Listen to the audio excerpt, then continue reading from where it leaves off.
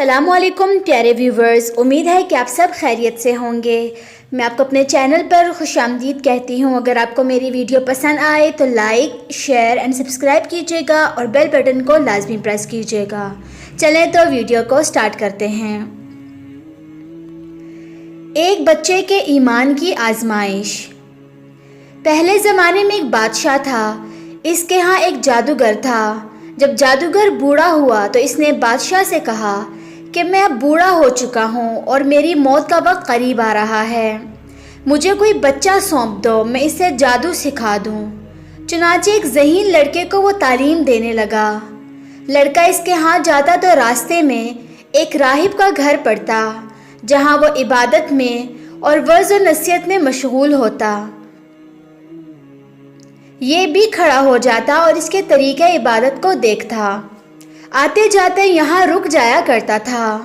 جادوگر بھی مارتا اور باپ بھی، کیونکہ وہاں وہ دیر سے پہنچتا اور یہاں بھی دیر سے آتا۔ ایک دن بچے نے راہب کے سامنے شکایت پیش کی۔ راہب نے کہا، جب جادوگر تم سے پوچھے کہ کیوں دیر ہو گئی تو کہنا کہ گھر والوں نے روک لیا تھا، اور گھر والے بگڑے تو کہنا کہ جادوگر نے روک لیا تھا۔ یوں ہی ایک زمانہ گزر گیا کہ ایک طرف تو وہ جادو سیکھتا تھا اور دوسری طرف اللہ کا دین سیکھتا تھا۔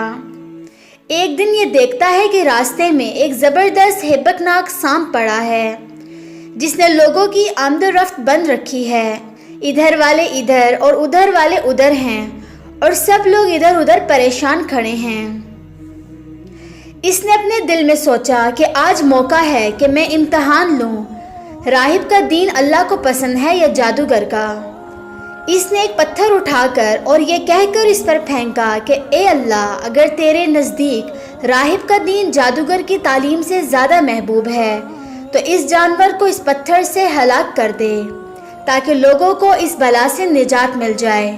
پتھر لگتے ہی وہ جانور ہلاک ہو گیا اور لوگوں کا آنا جانا شروع ہو گیا، اور پھر لڑکے نے جا کر راہب کو خبر دی۔ اس نے کہا، پیارے بچے، آج کے دن تو مجھ سے افضل ہے، اب اللہ کی طرف سے تیری آزمائش ہوگی۔ اگر ایسا ہوا تو لوگوں کو میری خبر نہ کرنا۔ اب اس بچے کے پاس حاجت مند لوگوں کا تانتا لگ گیا۔ اس کی دعا سے مادرزاد اندھے، کوڑی، جذامی اور ہر قسم کے بیمار اچھے ہونے لگے۔ بادشاہ کے ایک نابینا وزیر کے کان میں یہ بات پڑی۔ وہ بڑے تحفے تحائف لے کر حاضر ہوا اور کہنے لگا کہ مجھے شفا دے دے تو یہ سب کچھ تجھے دے دوں گا۔ اس نے کہا کہ شفا میرے ہاتھ میں نہیں، میں تو کسی کو شفا نہیں دے سکتا، شفا دینے والا اللہ ہے، لا شریک ہے۔ اگر تو اس پر ایمان لانے کا وعدہ کرے تو میں دعا کروں۔ اس نے اقرار کیا۔ بچے نے اس کے لیے دعا کی، اللہ نے اسے شفا دے دی۔ وہ بادشاہ کے دربار میں آیا اور جس طرح اندھا ہونے سے پہلے کام کرتا تھا اسی طرح کا کام کرنے لگا۔ اس کی آنکھیں بالکل روشن تھیں۔ بادشاہ نے تعجب سے پوچھا کہ تجھے آنکھیں کس نے دی؟ اس نے کہا، میرے رب نے۔ بادشاہ نے کہا، ہاں، یعنی میں نے دی ہیں۔ وزیر نے کہا، نہیں، میرا اور تیرا رب صرف اللہ ہے۔ اب بادشاہ نے اس کی مار پیٹ شروع کر دی اور طرح طرح کی تکلیفیں دیں اور پوچھنے لگا، تجھے یہ تعلیم کس نے دی؟ آخر اس نے بتایا کہ میں نے اس بچے کے ہاتھ پر اسلام قبول کیا ہے۔ اس نے اسے بلایا اور کہا کہ اب تم جادو میں کامل ہو گئے ہو، اندھوں کو دیکھتا اور بیماروں کو تندرست کرنے لگے ہو۔ اس نے کہا، غلط ہے، میں کسی کو شفا نہیں دے سکتا، نہ جادوگر ہوں، شفا اللہ کے ہاتھ میں ہے۔ وہ کہنے لگا، اللہ تو میں ہی ہوں۔ اس نے کہا، ہرگز نہیں۔ بادشاہ نے کہا، پھر تو میرے سوا کسی اور کو رب مانتا ہے؟ تو اس نے کہا، ہاں، میرا اور تیرا رب اللہ ہے۔ اب اس نے اس بچے کو طرح طرح کی سزائیں دینی شروع کر دیں، یہاں تک کہ راہب کا پتہ لگایا اور راہب کو بلا کر کہا، اسلام کو چھوڑ دے۔ اس نے انکار کیا تو بادشاہ نے اسے آرے سے چروا دیا۔ پھر اس نوجوان سے کہا کہ تو بھی دین اسلام سے پھر جا۔ اس نے بھی انکار کیا تو بادشاہ نے اپنے سپاہیوں کو حکم دیا کہ اسے فلاں پہاڑ کی چوٹی پر لے جاؤ، وہاں پہنچ کر بھی اگر دین سے باز آ جائے تو اچھا ہے، ورنہ وہیں سے لڑکا دیں۔ چنانچہ سپاہی سے پہاڑ کی چوٹی پر لے گئے۔ جب اسے دھکا دینا چاہا تو اس نے اللہ سے دعا کی، اے اللہ جس طرح تو چاہے مجھے اس سے نجات دے۔ اس دعا کے ساتھ ہی پہاڑ ہلا اور سب سپاہی لڑک کر نیچے گر گئے، صرف وہی بچہ باقی رہا۔ وہاں سے بادشاہ کے پاس گیا۔ بادشاہ نے کہا، یہ کیا ہوا، میرے سب سپاہی کہاں ہیں؟ بچے نے کہا، اللہ نے مجھے بچا لیا، وہ سب ہلاک ہو گئے۔ بادشاہ نے اپنے دوسرے سپاہیوں کو حکم دیا کہ اسے کشتی میں بٹھا کر لے جاؤ اور سمندر میں پھینک آؤ۔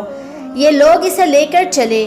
بیچ سمندر کے پہنچ کر جب اسے پھینکنا چاہا تو پھر وہی دعا کی، اے اللہ جس طرح تو چاہے مجھے ان سے بچا۔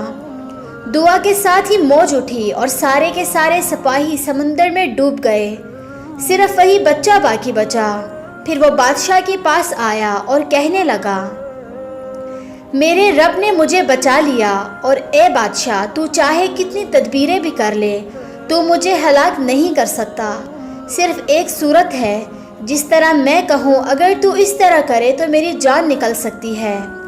اس بچے نے کہا، تمام لوگوں کو ایک میدان میں اکٹھا کرو اور پھر کھجور کے تنے پر مجھے سولی چڑھاؤ اور میرے تیر کو میری کمان پر چڑھاؤ، اور اللہ کا نام لو، یعنی اللہ کے نام سے جو اس بچے کا رب ہے، پڑھ کر تیر میری طرف پھینک دو، وہ مجھے لگے گا اور میں مر جاؤں گا۔ بادشاہ نے یہی کیا، تیر بچے کی کمپٹی میں لگا۔ اس نے اپنا ہاتھ اس جگہ رکھ لیا۔ چاروں طرف سے یہ آوازیں بلند ہونے لگی، ہم اس بچے کے رب پر ایمان لائے۔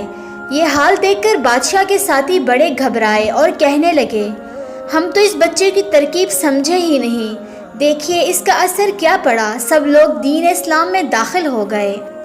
ہم نے تو اسے اس لیے قتل کیا تھا کہ کہیں اس کا مذہب پھیل نہ جائے، لیکن جو ڈر تھا سامنے آ ہی گیا اور سب مسلمان ہو گئے۔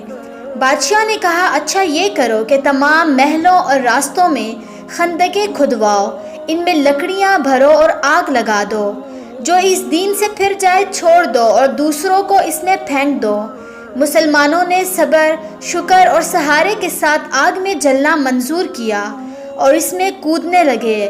البتہ ایک عورت جس کی گود میں دودھ پیتا چھوٹا سا بچہ تھا ذرا جھجکی تو اس بچے کو اللہ نے بولنے کی طاقت دی۔ اس نے کہا، اے ماں یہ کیا کر رہی ہے، تم تو حق پر ہو، صبر کرو اور اس میں کود پڑو۔